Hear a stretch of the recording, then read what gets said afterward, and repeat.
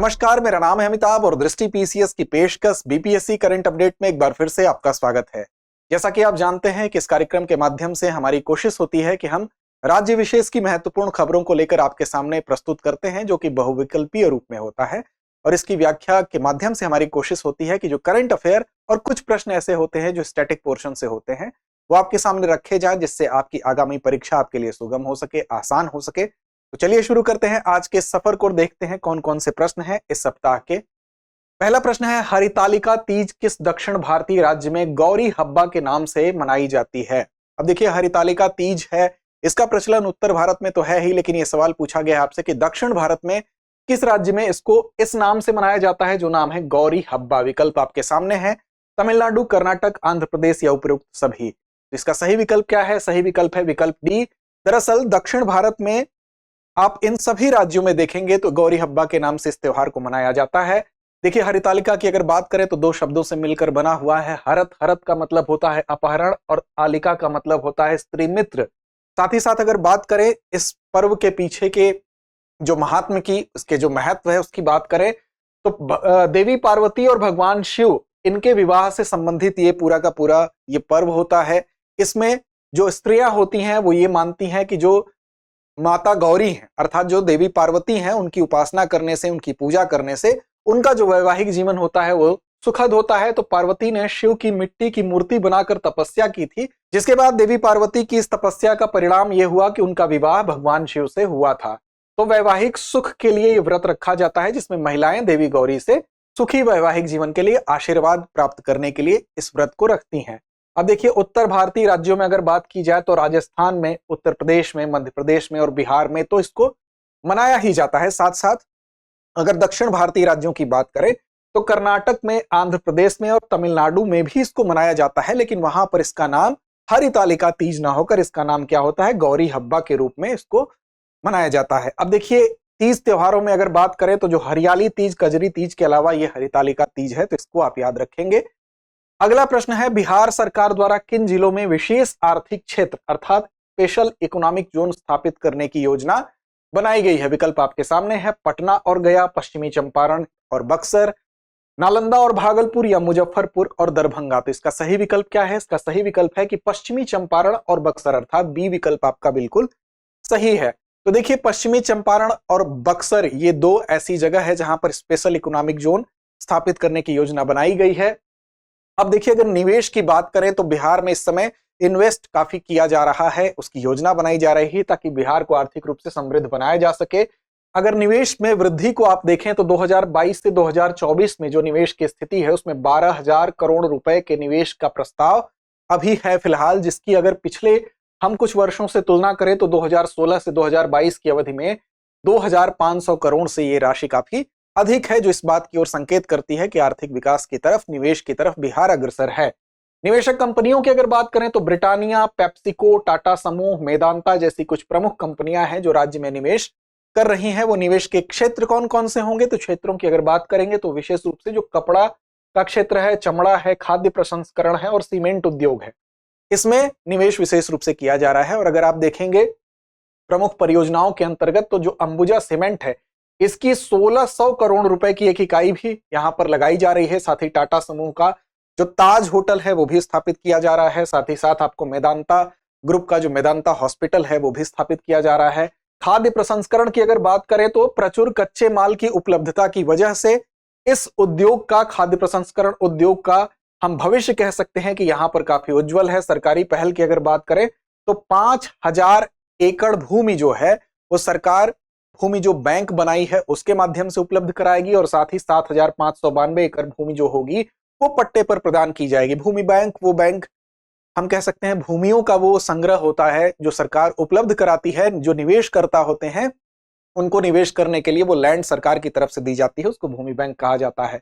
31 जिलों में साथ ही साथ नए औद्योगिक क्षेत्र और पश्चिमी चंपारण और बक्सर, जो कि प्रश्न में पूछे गए थे, यहां पर स्पेशल इकोनॉमिक जोन बनाने की योजना फिलहाल बनाई गई है। अगला प्रश्न है कि हाल ही में मुख्यमंत्री द्वारा कितनी मोबाइल पशु चिकित्सा इकाइयों को हरी झंडी दिखाकर रवाना किया गया है? तो देखिए, मोबाइल पशु चिकित्सा के लिए आपसे विकल्प आपके सामने दिए गए हैं। कितनी ऐसी इकाइयां हैं जिसको कि हरी झंडी दिखाया गया है?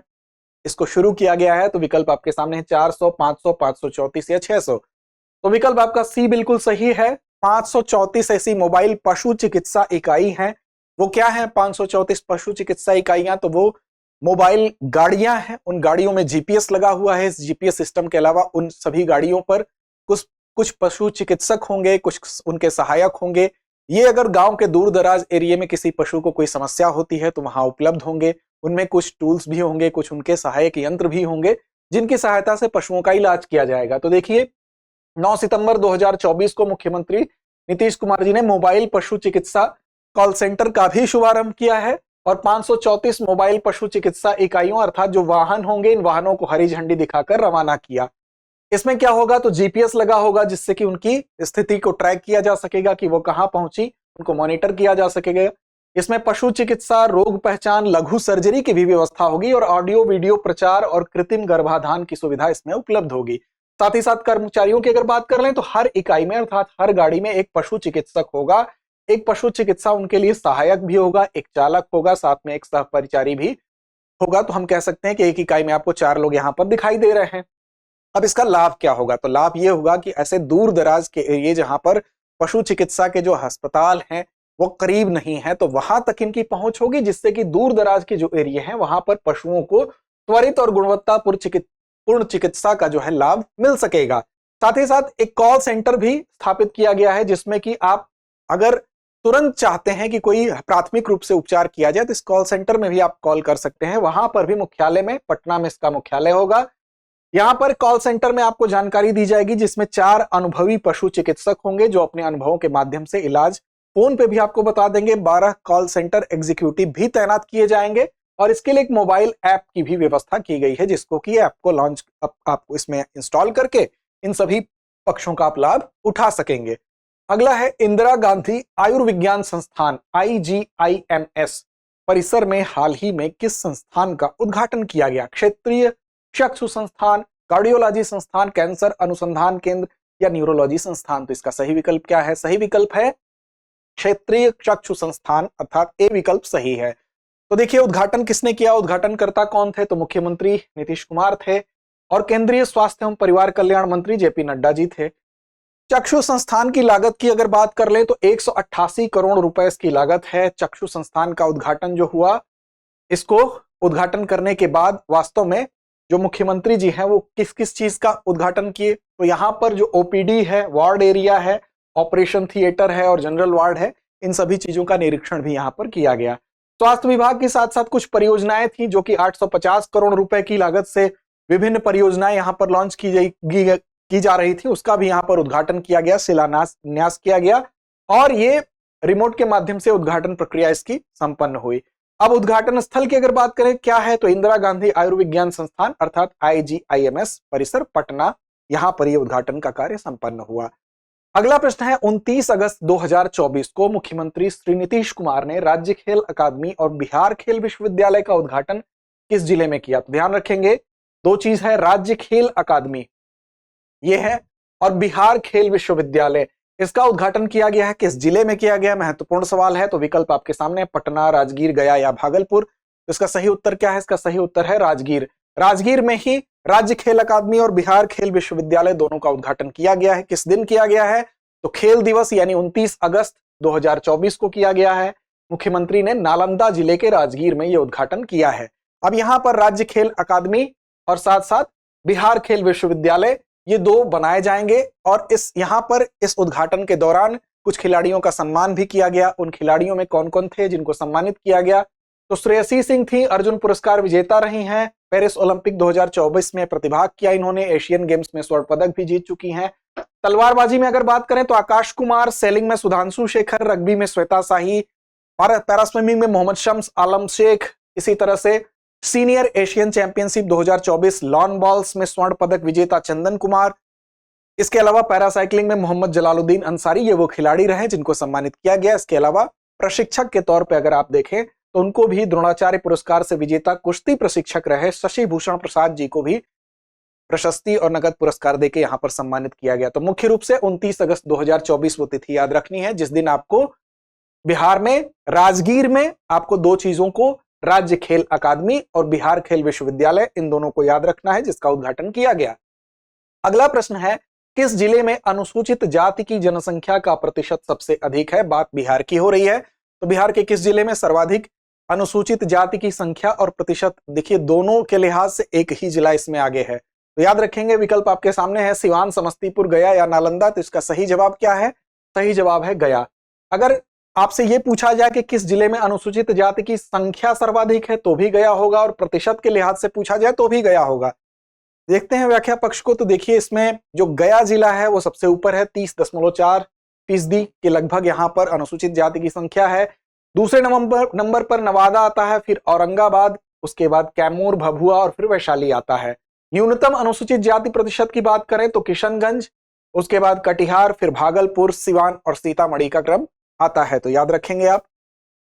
अगला प्रश्न है, सामा चकेवा उत्सव मुख्य रूप से किस क्षेत्र में मनाया जाता है? विकल्प ए बिहार और उत्तर प्रदेश, विकल्प बी दक्षिण भारत, विकल्प सी बिहार और नेपाल, या विकल्प डी बिहार और मध्य प्रदेश। तो इसका सही विकल्प क्या है? सही विकल्प है इसका कि बिहार और जो नेपाल का क्षेत्र है वहां पर सामा चकेवा उत्सव, विशेष रूप से जो मिथिलांचल का क्षेत्र है वहां पर यह मनाया जाता है। तो बिहार और नेपाल का सटा हुआ जो एरिया है वो मिथिलांचल का बेल्ट होता है, जिसमें बिहार के कौन कौन से जिले आते हैं? लगभग देखिए, जो पश्चिमी चंपारण हुआ, पूर्वी चंपारण, शिवहर, सीतामढ़ी, मुजफ्फरपुर, वैशाली, समस्तीपुर, बेगूसराय, दरभंगा, मधुबनी, सुपौल, मधेपुरा, सहरसा, खगड़िया जिले का पूरा हम कह सकते हैं भूभाग, और भागलपुर जिले का आंशिक भूभाग इसके अंतर्गत आता है। साथ ही नेपाल के जो सटे हुए कुछ क्षेत्र ऐसे आते हैं जो मिथिलांचल में। तो यहाँ पर यह सामा चकेवा मनाया जाता है। कब मनाया जाता है? अक्टूबर और नवंबर के आसपास ये पड़ता है, और भाई बहनों के बीच विशेष जो संबंध है उसको मद्देनजर रखते हुए इसका एक अपना महात्म्य है, इसका अपना महत्व है, विशेष बंधन का प्रतीक है। अब गर्मियों से शरद ऋतु में संक्रमण का भी ये प्रतीक है त्योहार। साथ ही साथ इसमें जो बहनें होती हैं वो क्या करती हैं? मिट्टी का जो है सामा और चकेवा, इस पक्षी को बनाती हैं और उसके बाद उसकी मूर्तियां बनाकर इसकी पूजा की जाती है। इसमें फूल और पेंट से इसको सुसज्जित किया जाता है, उसके बाद उसकी पूजा होती है।